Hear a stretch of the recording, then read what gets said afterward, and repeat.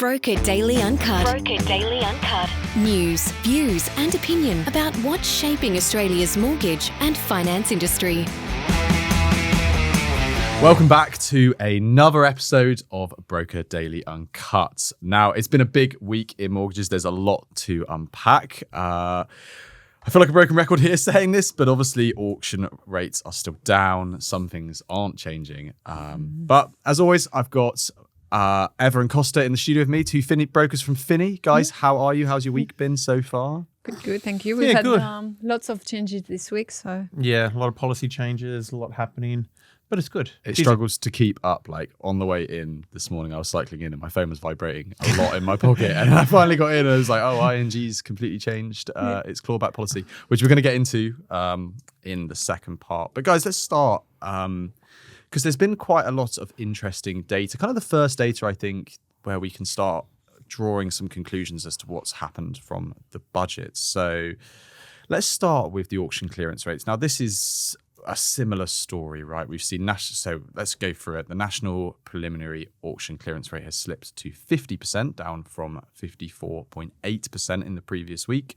Auction volumes are still down 1,365 properties, 12.6% lower than the same week last year. So pretty significant there. I think we talked about last week that we're seeing a lot of people settling before, a lot of off auction settlements as well. People are looking at different ways to sell, I guess, because it's such a buyer's market. The confidence in just bringing it straight to auction is not quite there, right? Correct. Yeah, I wouldn't want to be in the situation of selling right now.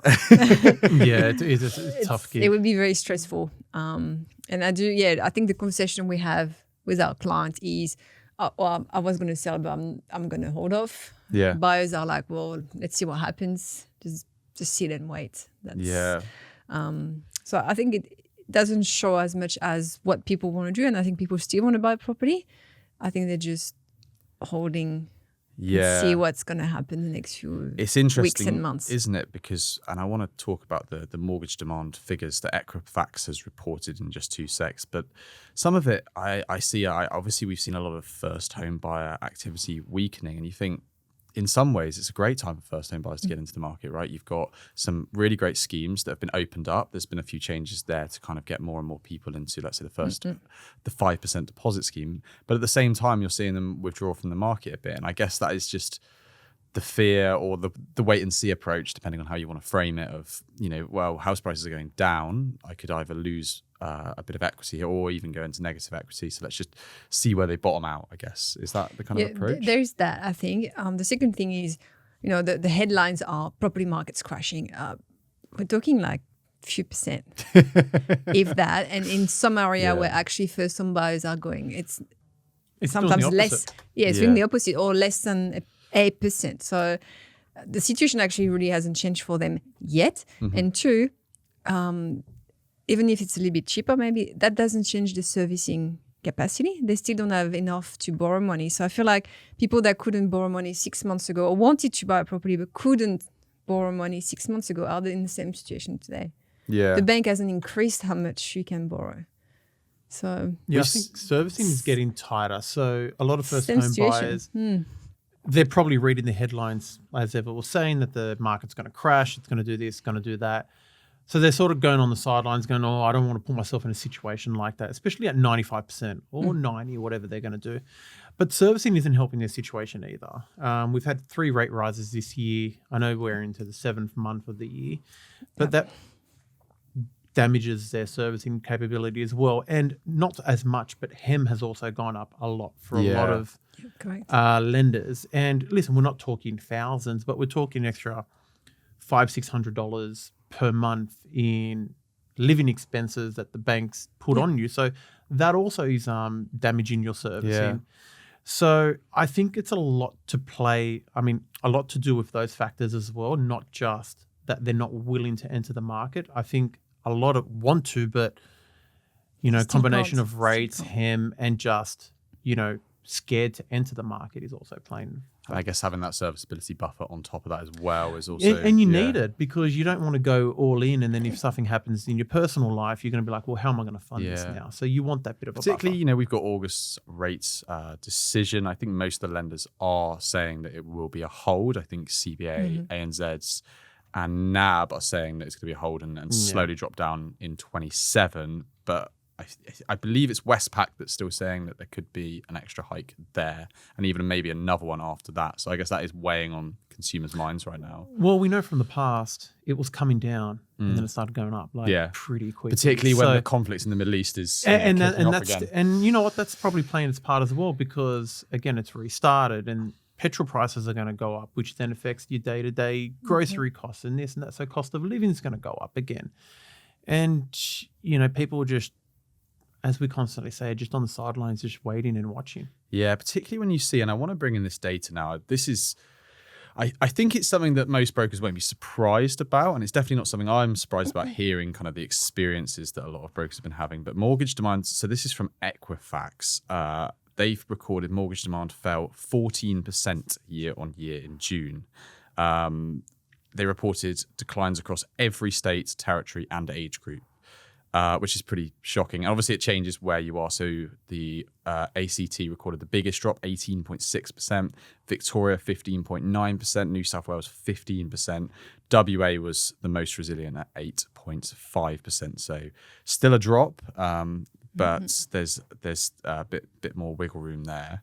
And also, I guess this feeds into, as you were saying just then, the younger kind of more likely to be a first home buyer borrowers were hit hardest. So mortgage demand from 26 to 35-year-olds fell 18.2%, 18 to 25-year-olds 17.9%, and you compare that with the 5.6% decline among borrowers aged 56 and over. So it's a tale of decline everywhere, which is really interesting. But also you're seeing changes across the board in terms of where that is being felt. Yeah, and I think that comes down again to servicing. Yeah. And obviously the older generation probably have more income behind them, more and also as more well. risk capacity. If something goes wrong, they probably have more assets behind them to back them up.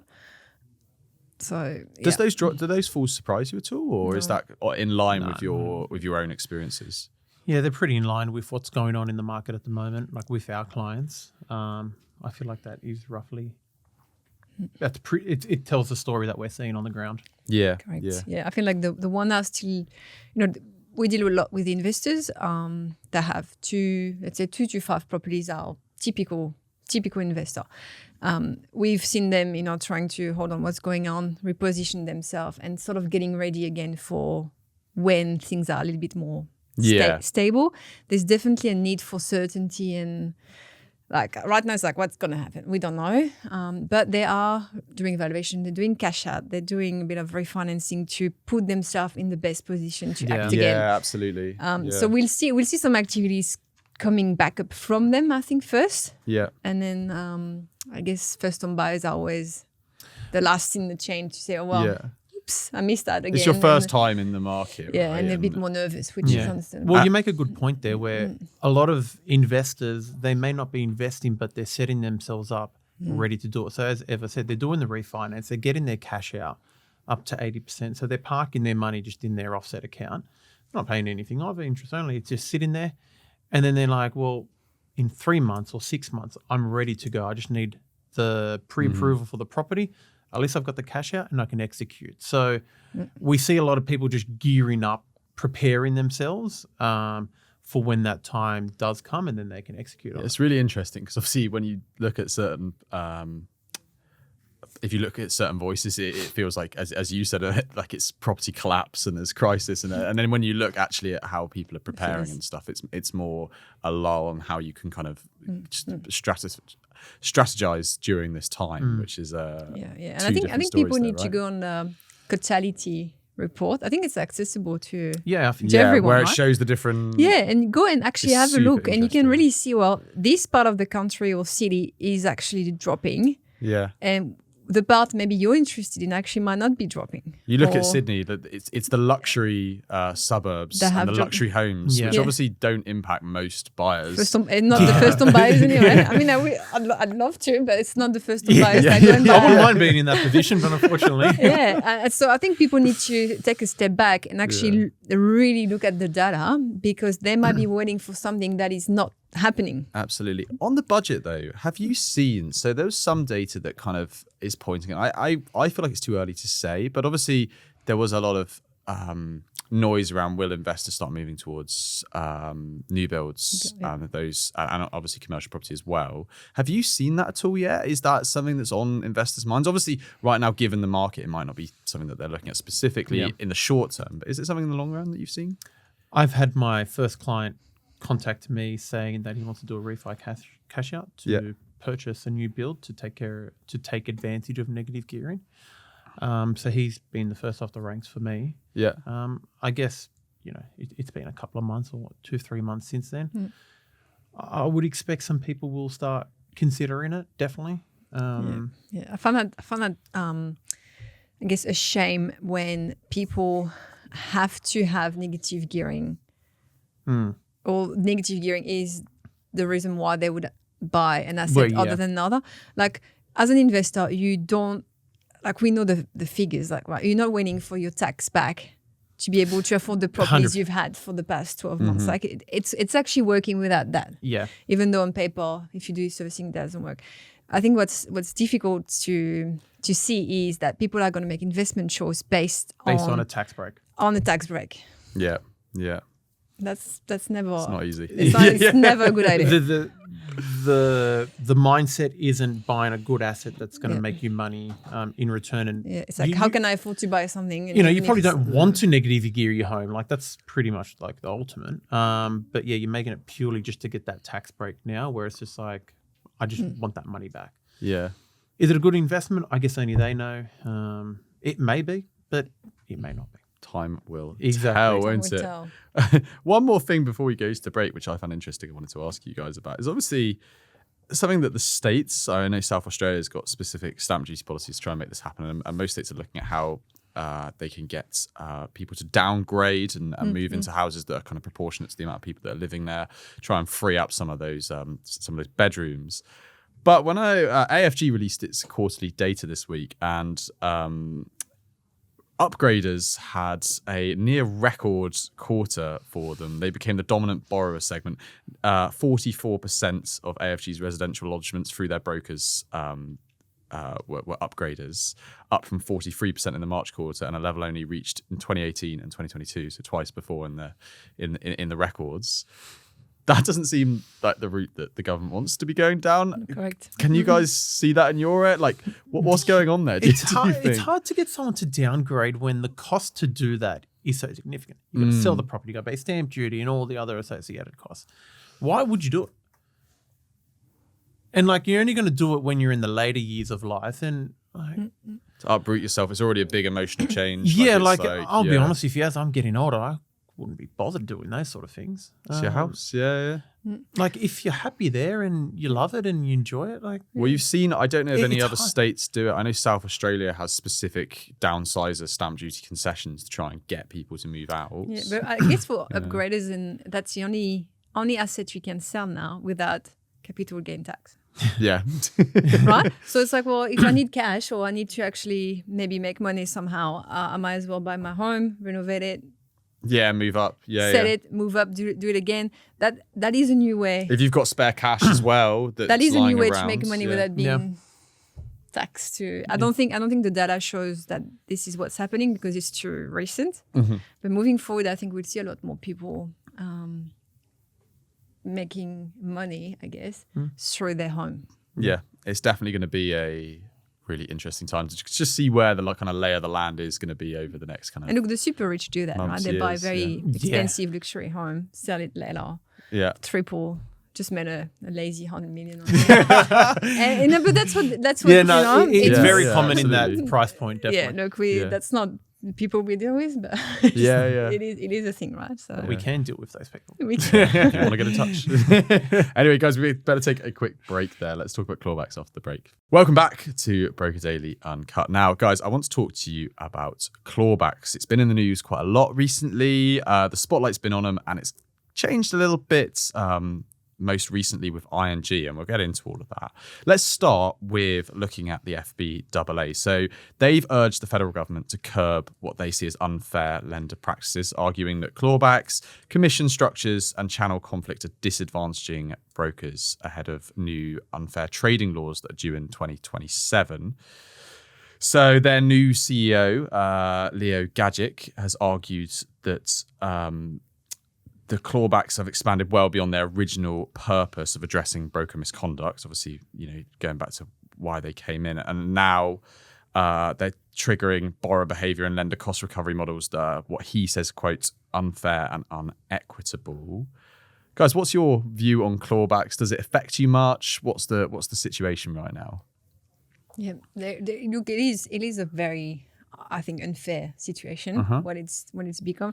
Look, there's no other industry where it's like, well, you do your job, you do it well, and then for 2 years, if someone changed their mind on the good work you've done, you're just not getting paid. Like that seems insane, right? Yeah. It's like for 2 years, if someone changed their mind, regardless how good of a job you did, you're not getting paid. It's like hiring a marketing manager or something. It's just going, after 2 years, you didn't do a good enough job, give me all your wages back. Like it doesn't make sense.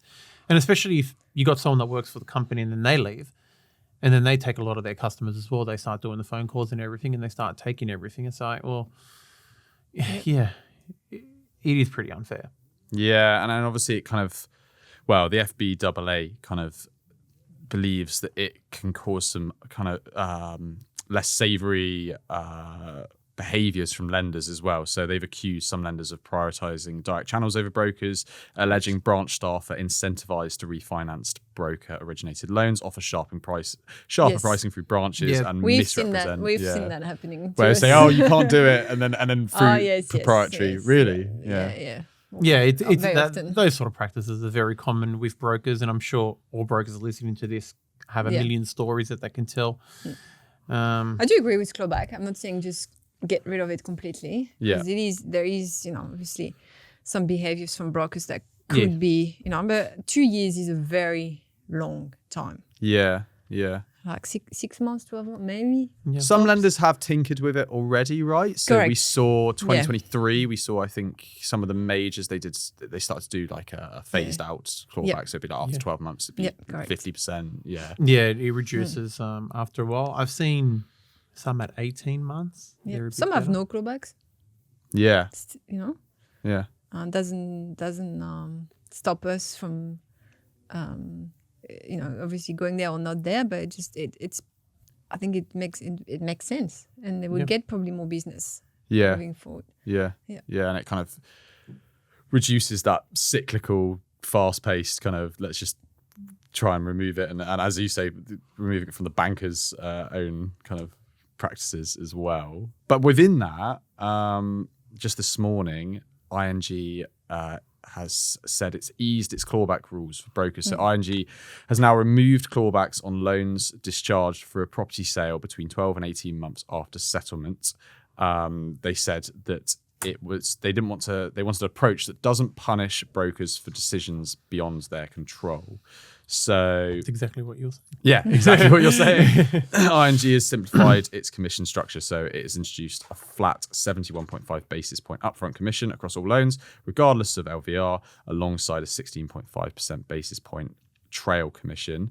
I think that these new commission arrangements apply to loan applications settling on the 1st of August. And I think it's just for house sales rather than refinances. Correct. It's not all the way, but But there are applications that we do where, the plan is to sell the property within, a 12 or 18-month period because that's their strategy and structure. And then you're doing the loan knowing that all the work that I'm doing is pretty much going to be for nothing in the end. So good policy. I like it. Hopefully more follow. Yeah. What's the lay of the land right now? Is ING a big outlier in banks and non-banks right now, or is there other lenders that kind of have similar policies right that's now. new. Yeah, they're the only ones that do 12 months. I know it's specific for property. sales anyway. Yeah. That's the first one I think I've seen with that. Yeah. So within that, I guess. Oh, I should also mention that they've increased the maximum loan amount eligible for upfront commission from $2 million to $5 million as well. Didn't even know there was a cap. You typical first home buyer there. I was going to say, yeah. Yeah, that would make sense. They look good. Good for them to start with that, and hopefully more will follow. It'll be interesting to see if more will follow. It does make sense. It doesn't. I think people need to also remember we do have best interest duty. Mm-hmm. That came up maybe later. In the mortgage industry. Than when obviously clawbacks were introduced, but it is not in our best interest and the best interest of the client, which is the one that's important, to refinance people every 6 months anyway. Yeah, we're not going to be doing that. Yeah, no. Yeah, I guess if anything, it incentivizes poor behaviour as we just mentioned. So that's great. This new CEO is calling for He's on the right course. Well done. Well, there we go. Guys, let's take a little bit of a break there and let's come back and talk about a few more policies that are kind of in the pipeline right now because there's been a lot of change recently. Back in a sec. Welcome back to Broker Daily Uncut. Now, we like to look a little bit deeper into policy in the final section of the podcast. Obviously, we talked a little bit about the changes in clawbacks, but let's dig into some of the policy changes. So one that stood out to me this week was AMP. Obviously, this is a bit of a backflip, right? I remember a while ago, AMP pulled their SMSF loan. Then they brought it back. And now they've said that they can go from loan submission to credit, from credit to unconditional in 140 minutes. Guys, what's happening with SMSF right now? And how important is that policy to get kind of SMSF loans over the line right now? If you service with AMP, because they're very hard to service with, you need $250,000 in net liquidity after the purchase. A little bit too, but yeah, it's not for everybody. AMP, that's for sure. Yeah. But listen, if you fit the criteria in 140 minutes unconditional, that's fantastic. Yeah. That's mental. Yeah, that's like, mate, by the time you submit it before lunch, by the time you come back, it's done. You don't even need it that quick. Calm down. Yeah. I'm willing to do, yeah. What are the roadblocks? We still have 3 weeks. If you can service for that one right now, like, can you find a property really easy with SMSF? Like, you pretty much set after that, or? Well, your contract date needs to be before the 10th of August. Yeah. And what's the date today? The 20th of July? Yeah, something like that. So you've got 3 weeks, and it's going off the contract date. So you can still purchase a property. You still have time. Listen, it's closing. Yeah, it's closing by the hour. The sun is setting. Yeah, it definitely is. But that's awesome. You can go on the 8th of July. Yeah. August, and then they would do it last minute in 140 minutes. Yeah. That's mental. But there you go. So that's a really useful last minute thing. Yeah. But in general, I'm still submitting a couple more SMSF applications. We still see SMSF application. If you have an SMSF. If you have one. It's a bit late to set up time. Yeah. If you want to set it up now, you've lost. But it blew my mind that you guys were saying that people basically saw that policy of banning SMSF resi borrowing, and then they went, "Oh, I should set up an SMSF." Yeah. Yeah, we were just absolutely flooded. We had record numbers. Yep. Well, AMP is giving with one hand but taking with another, because there's a bit of change to company and trust applications. From 30th of July, a new $2,500 fee will apply to all company and or trust applications at settlements, which applies only to new applications submitted from 30th of July and excludes pipeline or rework submitted prior. And SMSF. Is that in line with market? Is that why are they doing that? Is that for money? Are they not interested in trust lending right now? No, and they have other policies around trust as well that makes it really hard to apply. Not hard, but just not viable, I think. So that makes it even worse. Look, I don't think that's the market, and it's just clearly making it worthwhile for them if they have to do one. Yeah. They are the only people in the market that actually charge for that. Yeah. There's no other lender that will charge. that's Really? No. Yeah. So Anything it's just not, because you're doing trust lending, Yeah.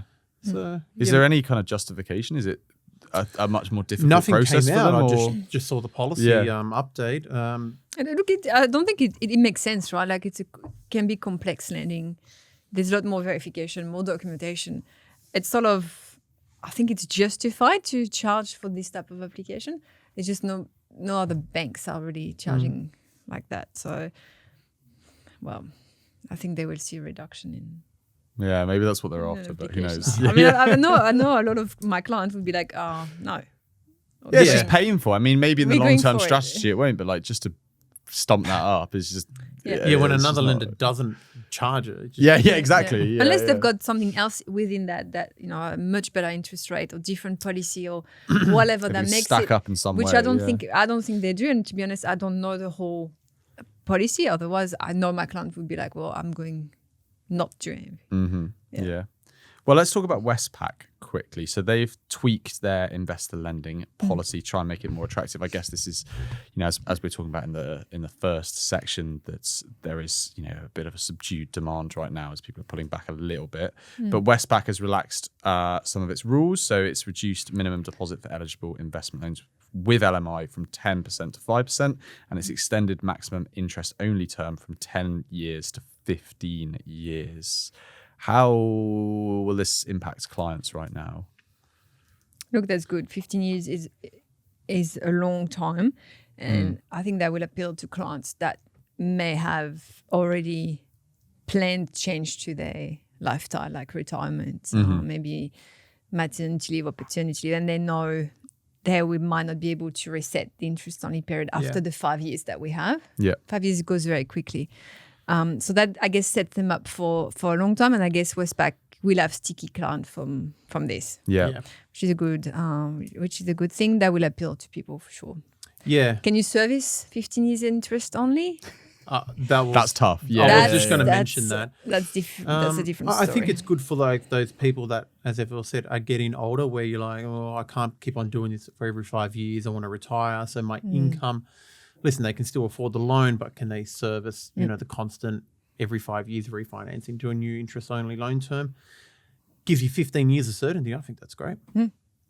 Yeah, they kind of said within that it gives it more flexibility. They wanted to give cash flow flexibility. Yeah, and I think those clients, if you're getting a 15-year interest-only term, you're pretty much staying. Yeah, that's weird. Unless something true. dramatically happens, you're pretty much just going, I'm just going to stick this out for 15 years. And then it's a client for 15 years, which doesn't happen too often these days. So That's a lot of money there. Yeah. Yeah, that's a lot of money. You want to have for clawback there? Westpac. yeah, you definitely have to worry about clawback. Well, I guess one of the last policies I wanted to ask you about that came across, I think, is ANZ. And I'm interested in this because I didn't actually know that ANZ did this prior. So when it gets suspended, you're like, oh. But they had a streamlined refinance policy. It's called the Simpler Switch refinance policy. But they've suspended this. So all new external refinance applications lodged from the 10th of July will require full income verification prior to a more streamlined version of it, as I understand. So the change removes it's a process for new refinances. Brokers now have to provide full income documentation for eligible applications. Is this something that you guys have used? Is it useful? How important is it in market right now? Yeah. Look, I think it was a very interesting product. The issue with that one is, I guess, compliance from a broker's perspective, where you technically can send a refinance without checking the income of the client, but we actually have to.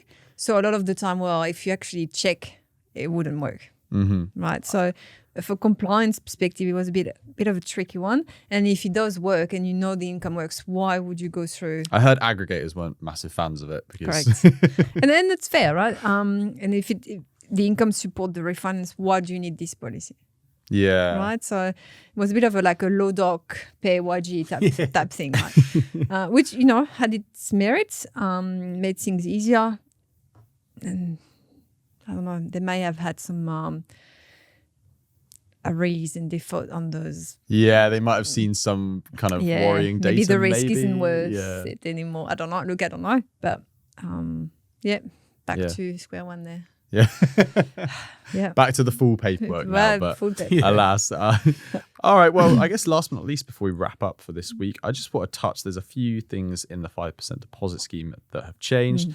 That are definitely worth mentioning. So there's some new property price caps. They finally split Darwin from the rural regions of Northern Territory. So Darwin's price cap has increased to 750,000, while the rest of the territory, I should say, remains at 600k. So that's the last capital to do that. And they've also added a few regional New South Wales markets. If you want to see those cases broken down, there's an article all about it. So are prices going up then?